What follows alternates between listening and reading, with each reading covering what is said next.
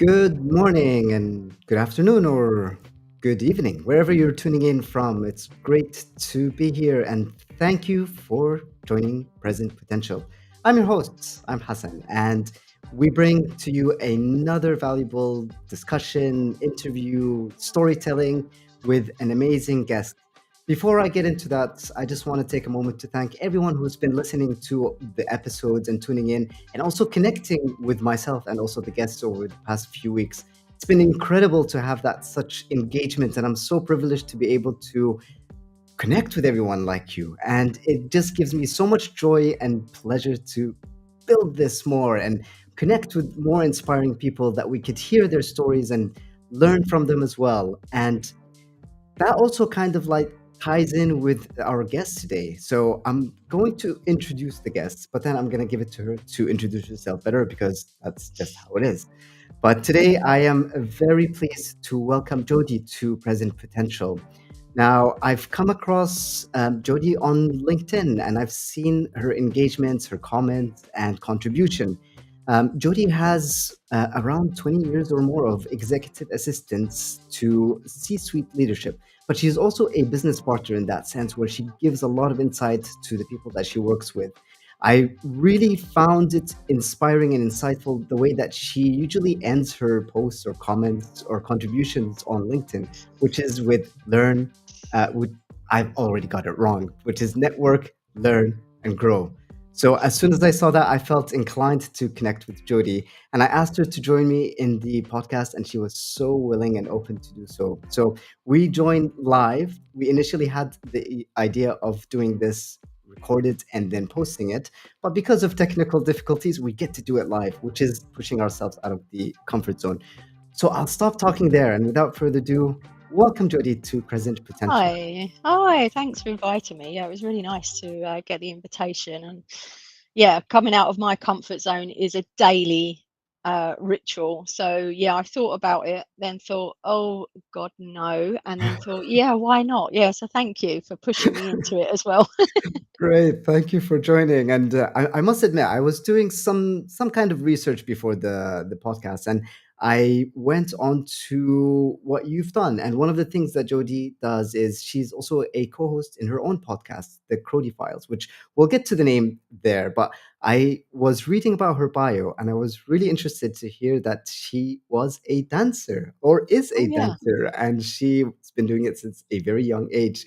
yeah. I'd love to begin with that, like what it is that you wanted to be when you grow up. Was it dancing? Was it something else? Definitely wasn't dancing. I started off when I was like 2 years old. I got shoved off into ballet classes. So I come from a big family. There's five of us all together. I think my mum just needed just get someone off doing something and let me free up some time in the house. So yeah, I went to all kinds of clubs as a child. There wasn't much to do in the mid to late 80s and early 90s. So yeah, ballet at two, and then into the usual modern dancing, tap dancing, jazz dancing, gymnastics. I was absolutely into everything. I did love sports, and then all other kinds of clubs, Girl Scouts or Girls Brigade, and I think I don't think there's many clubs I haven't tried. Yeah, that's absolutely not what I wanted to do as a child. I was one of these kids who had so many options and had a lot of encouragement, but was a bit unfocused and not directed to, well, you must become a doctor or a lawyer, and that's that. That would have been preferred and useful to be told this is what you should do and this is how you're going to do it. But no, I at high school I didn't have much career advice that was particularly useful, understandable, or relatable to me. So I ended up doing a hairdressing and beauty therapy course for 3 years full time. Wow.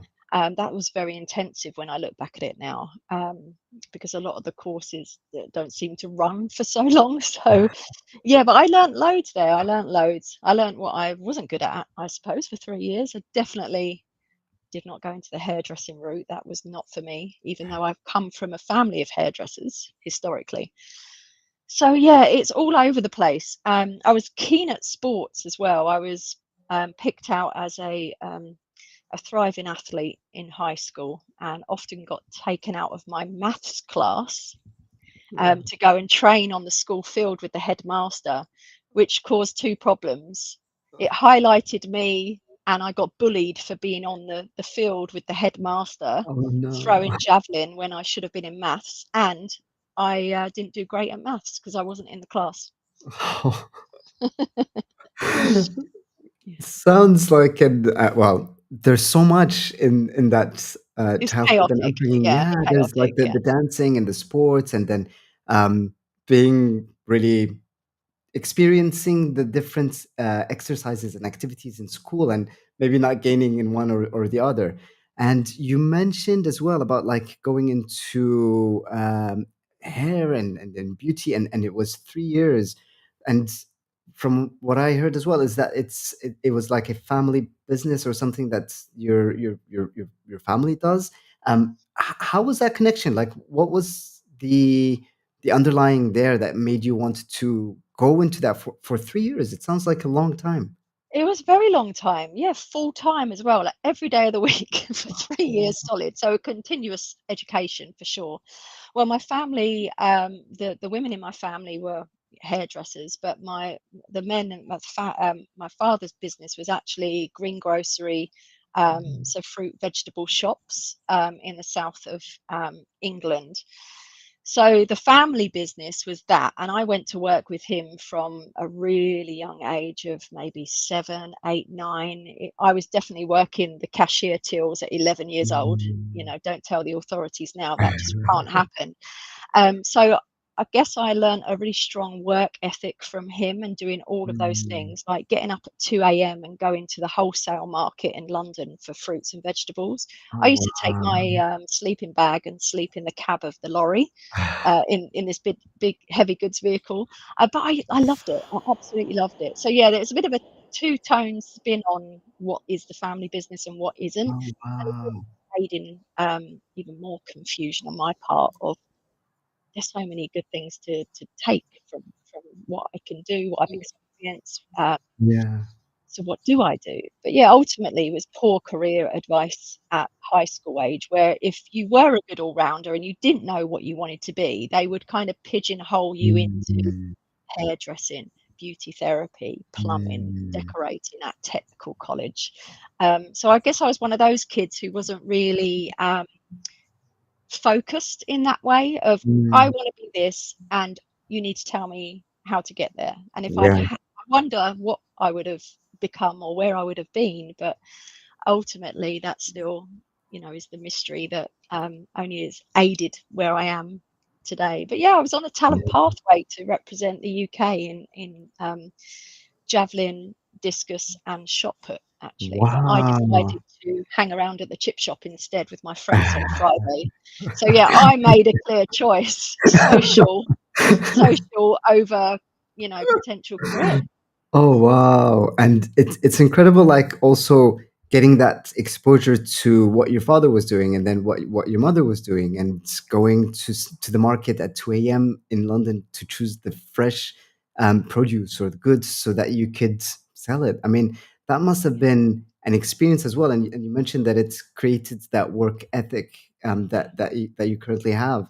And what was it that you really were drawn to in terms of deciding where you want to go? Because a lot of us, I feel, and also personally, I know that we don't get a lot of career advice, especially as high school students, and also in our upbringing, unless we have parents or family members or friends that can guide us. So it's a discussion that is for the ages and will always be the case. But how did you then decide that let me try maybe hairdressing, or then no, I'm not going to focus my time in like the sports and activities? What was it that really inspired you to look at things from a different angle? Oh, it's such a difficult question to ask because I can't pinpoint a moment in time where I remember thinking, I want to be that. I want to be this person. I think it's a collection of experiences and feelings that you get from certain Mm. positions. Yeah, the work ethic for sure at the time. I can remember it just being exciting, not a bit of a chore, thinking, oh, I've got to go to work with dad. Yeah. It was exciting. I used to love going to the market. I'd get a lot of attention. I'd be riding on the back of the forklift trucks and annoying all of the business owners, but they would give me money. They would say, oh, she's so sweet. Oh, you're so polite. Oh, here, have some pocket money, get some sweets on the way home. So I would be literally collecting money whilst doing something fun at the same time. And I guess when I look back at it, those sort of exchanges for showing up and helping my dad and getting a reward immediately, it then made me think, oh, well, what am I going to do with this money? What do I Mhm. want? What do I need? And it kind of instilled the fundamentals of working, even though Mm, it was loosely collecting, but working. Yeah, it was a big learning curve and exposure. But yeah, poor career advice still goes on in the school mm, system now. I know it from my two older children. It's a real difficult one for the careers advisor and for the kids, really, to decide what is it that I want to do. I still believe at 16, even 18, it's a little bit young to decide your complete future yeah. career path. So much environmental and situation based things are going to come into your life to either disrupt it or aid that. So it's a funny age where you need to make this decision.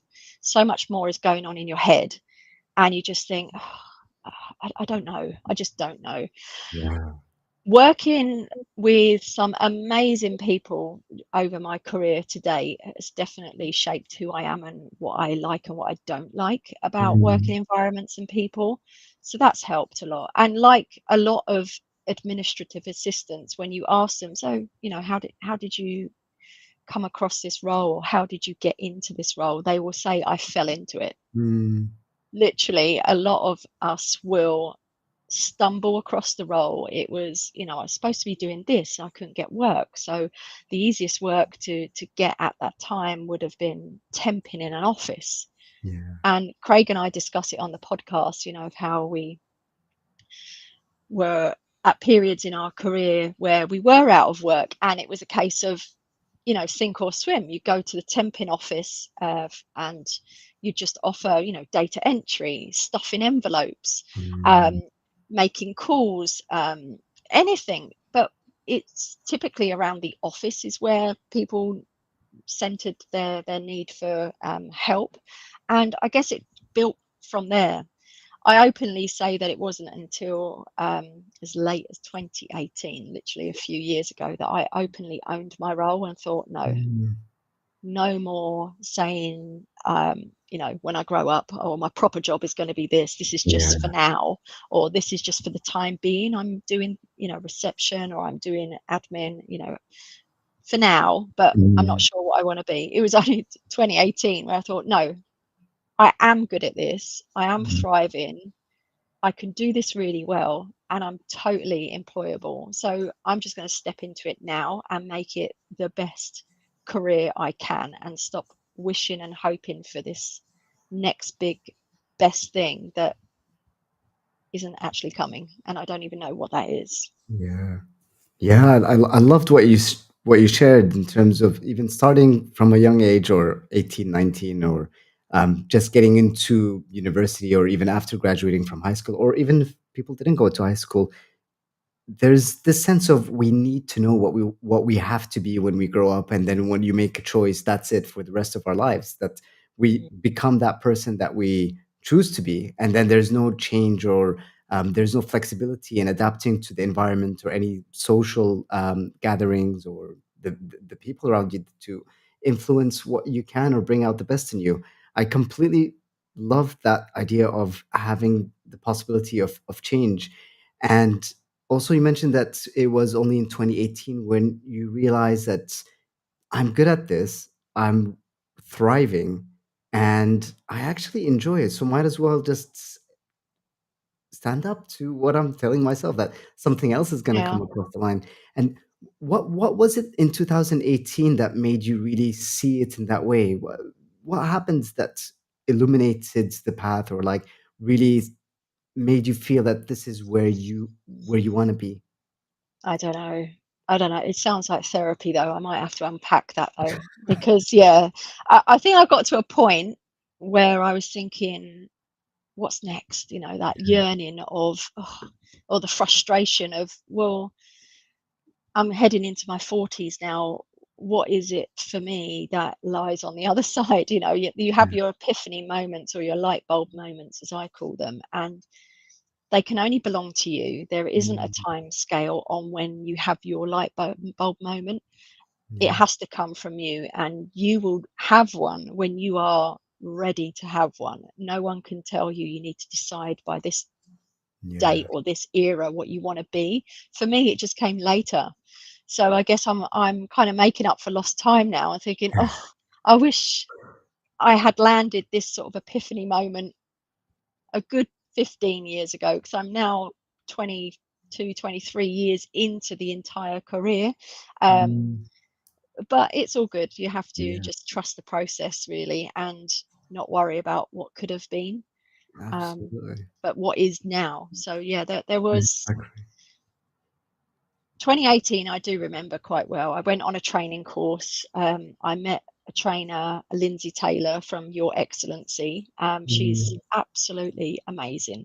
She's a real advocate for our industry, but also mm, designs some real relevant courses for administrative professionals. And I guess that was one of the openings mm, that I came to, and I thought, oh, there's so much more out here than my bubble. So where I was at that point, I was just literally in a bubble. I didn't know what the career paths were, what I should be doing next. I was literally working from week to week, paycheck to paycheck, and just mm, having a nice time at work. Yeah, doing it all fine, no major complaints. But that yearning of, oh, is there something bigger out there for me? What's next? How do I get there, and what does that look like? yeah. Came around that time.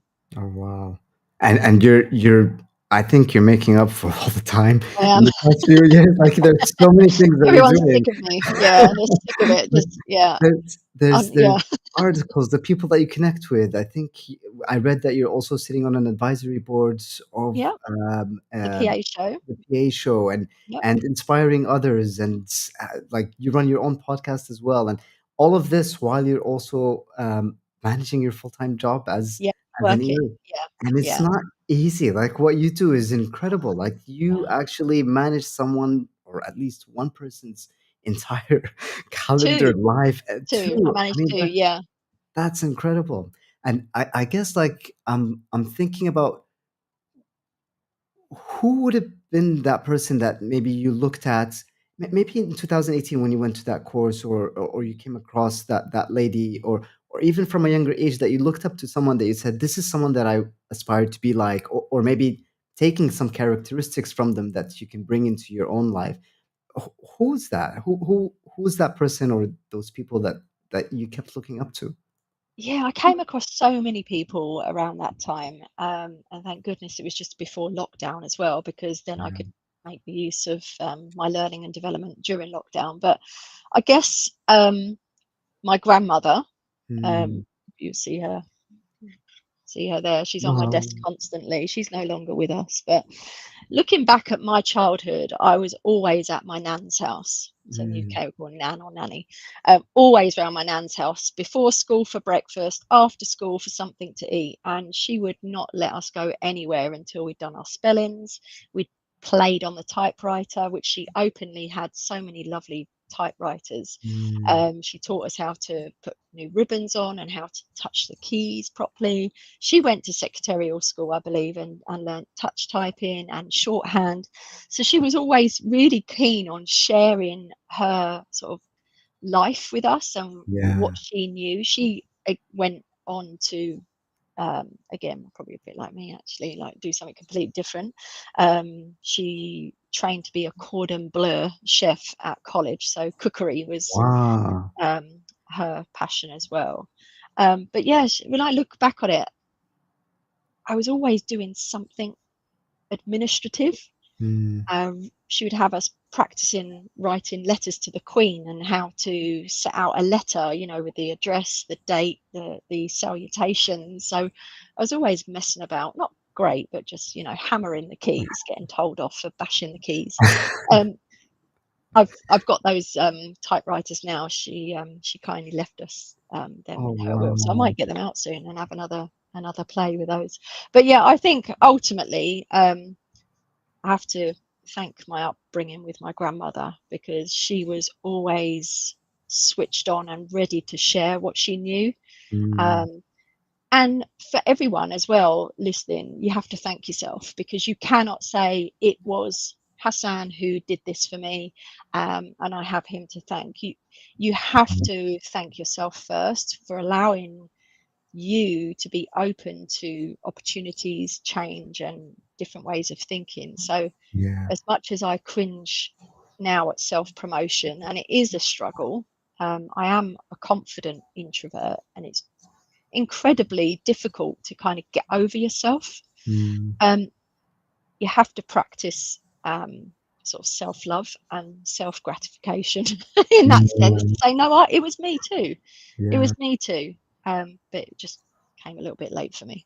Oh wow. And your grandmother she sounds like an amazing Yeah, lady she and did. caring and always there and getting you involved with the things that she does and then handing over like her life in that way that you can keep and touch the keys that she must have like touched thousands, if not millions of times. Yeah. And when you were sharing that, I was thinking about how roles have changed over time. Like being a touch typist at that point Mm, was like a skill that is needed that you'd be able to write letters to the queen and have to be very professional and in a certain way that it mm. really becomes a part of the identity.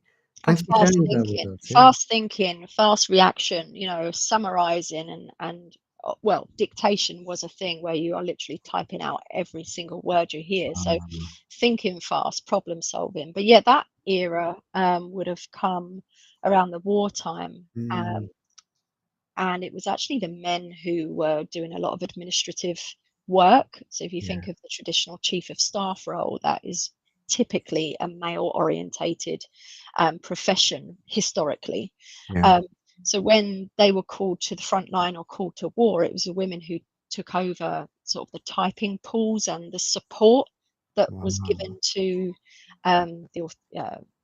the authorities and the military, I suppose. So that's when the women stepped up and started really getting involved in administrative support.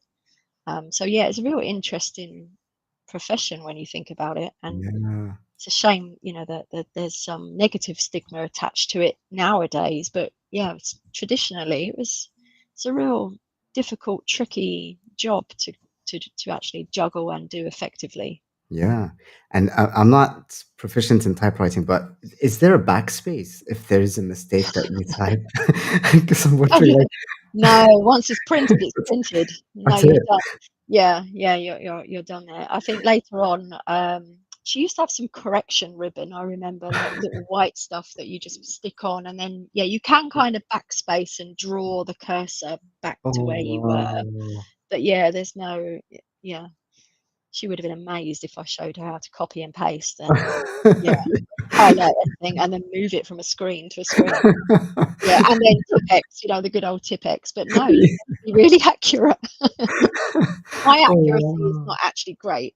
So yeah, your dexterity and your hand to eye coordination, you would need to have that down to a T. And for Yeah. me, yeah, sometimes that's all over the place for me.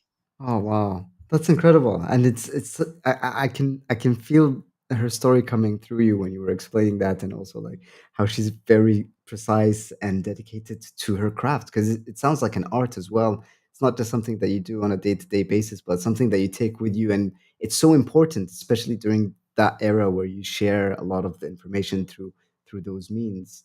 Mm, And I'm wondering like with your experience, so you went into dancing, sports, and then you worked with your father and your mother, and you were exposed to different types of industries.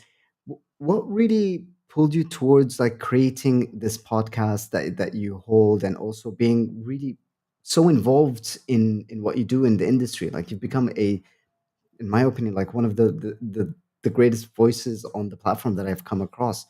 Oh, thank you.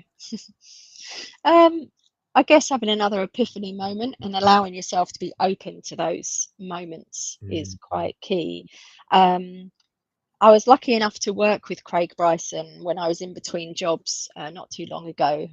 So I was temping again, found myself in a temporary situation to get out of a sticky situation I was in. Um, and having that confident, curious introversy helped me because mm, I was able to have a conversation with Craig within days of joining to say, hi, you okay? You know, thanks for helping onboard me so nicely. He's just excellent people person. But yeah, quickly seizing opportunities really helps. So we went to lunch and then we both had a conversation of, you know, what do you want to do next? You know, what's happening next? You know, um, yeah. Craig was approaching the big 5-0, so he was having his epiphany moment of what should we do? You know, what's next? What can we do? This is it, kind of thing. He said, I've always fancied doing a podcast, but you know, what would you, I want to do it with someone for a bit of moral support and sort of guidance. And so I can only think of, you know, you're matching my energy, you're matching my experience, you know, would you do it? And I just remember saying, oh my God, no, no, absolutely not. Everyone, no way.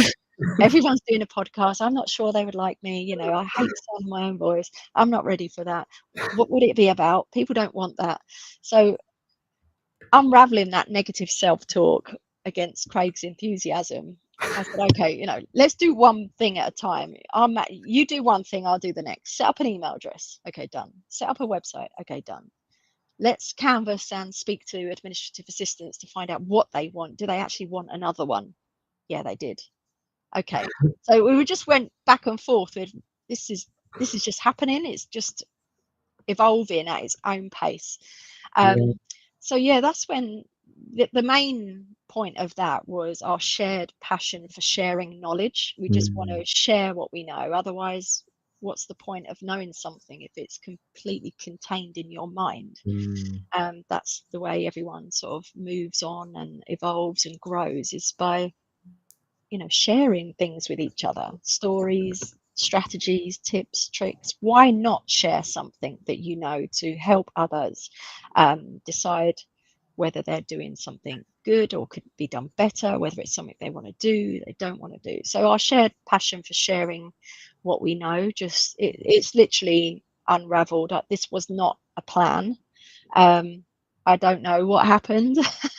I decided I'll work on my introverted ways and sort of unravel that a bit and become a bit more confident in stepping into a spotlight that is yeah. shared by many, but actually actioned by few. So I wanted to be one of those people who shone a light on our profession to say, it is good, there is a path, you can succeed. It isn't just anything, it is a whole thing, and you can be amazing at it. Oh wow, that's very inspiring. And what I'm hearing is that you decided to go into this profession and then said, I will do this, and this is what I want to do. And then you built a website, sorry, a podcast, and you began by an email and then started creating the website and testing it. It sounds like a mini business venture because you were also engaging with your community and asking them, do you want to have another podcast? What do you want to hear about? What can we share? And then you've combined your forces with Craig as well and delivered this podcast that is now being listened by thousands or tens of thousands of people that Mhm. really find it valuable and connect with a like-minded community. Yeah, So you've really become that voice that you're supporting others who might be going through a similar journey that you went to. And I love the fact that you said that you're taking action, where there's some people who actually just think about it, but not do it. So taking that action to actually bring something out of what you're brainstorming and thinking. That's so inspiring. yeah. I was told once to just don't worry about the end result or, you know, the top of the staircase, just take the first step, Yeah. because you don't need to have everything figured out. It doesn't need to, Yeah. it's not a failed plan if you don't have the plan mapped out from beginning, middle, and end.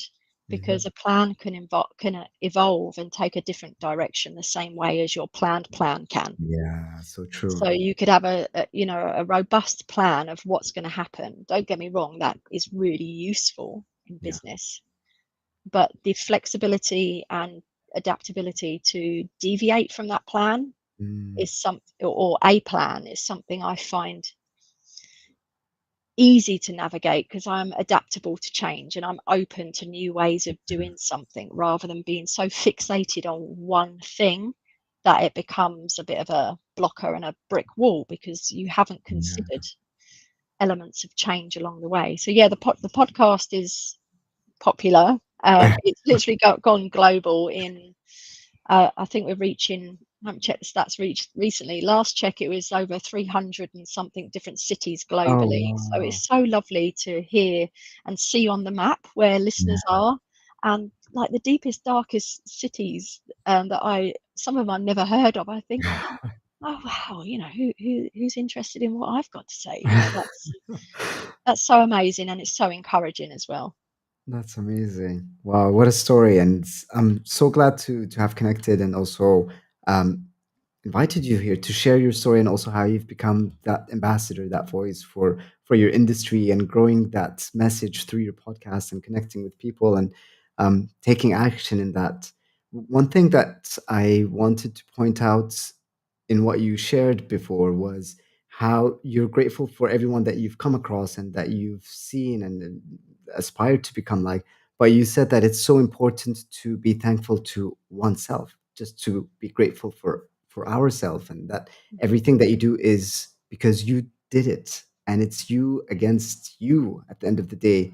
And taking that step, that first step of just even just creating an email before going into like tens of thousands of cities, sorry, 300 cities or so in terms of the podcasts, with tens of thousands of people listening.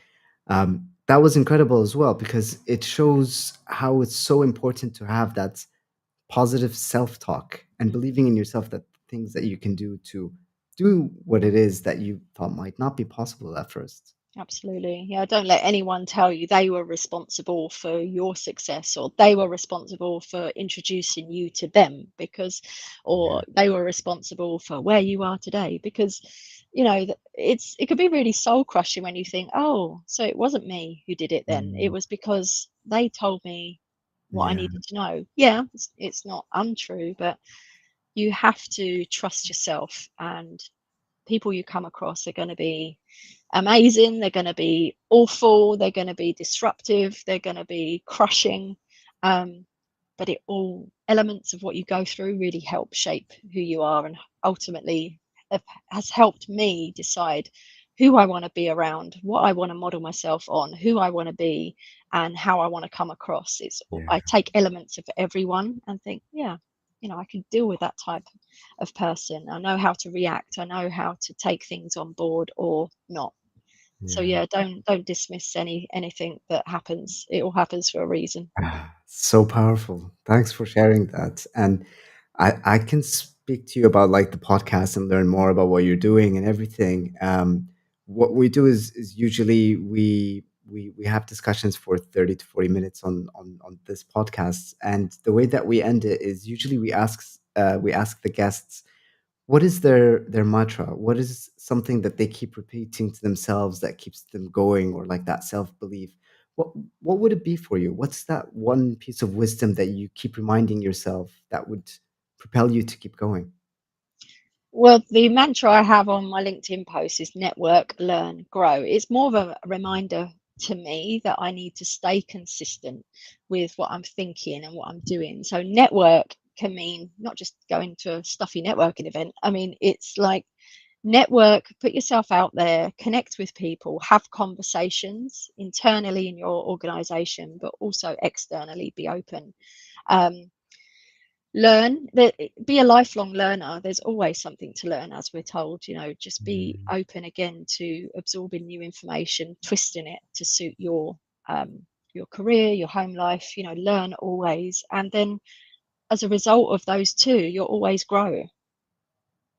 that's one thing I keep repeating to myself. And one other quote that always comes to mind is an auntie who said to me, she was into a lot of multi-level marketing stuff back in the day, but she said, you know, where I was getting upset and taking things really personally, she said, remember this, some will, some won't, so what, who's next? So it's a reminder of, yeah, these things are going to happen, but you've just got to keep going and ask yourself what's next, rather than dwell in any negative moment. Amazing. Jodie, thank you so much. That's so inspiring and No, powerful. thank you for Everything you inviting me. shared. Thank you so much. And for everyone that joined us, thank you for tuning in. It's been a pleasure again to welcome you and to also learn from amazing people like Jodie, and who share their story with us to inspire us to become even better through networking, through learning, and also growing. So until next time, remember that this is the most important day of your life. And thank you again for tuning in. Jodie, any last things that you'd like to share? No, just thank you so much, and connect with both of us on LinkedIn. Yeah, just network, learn, and grow every day.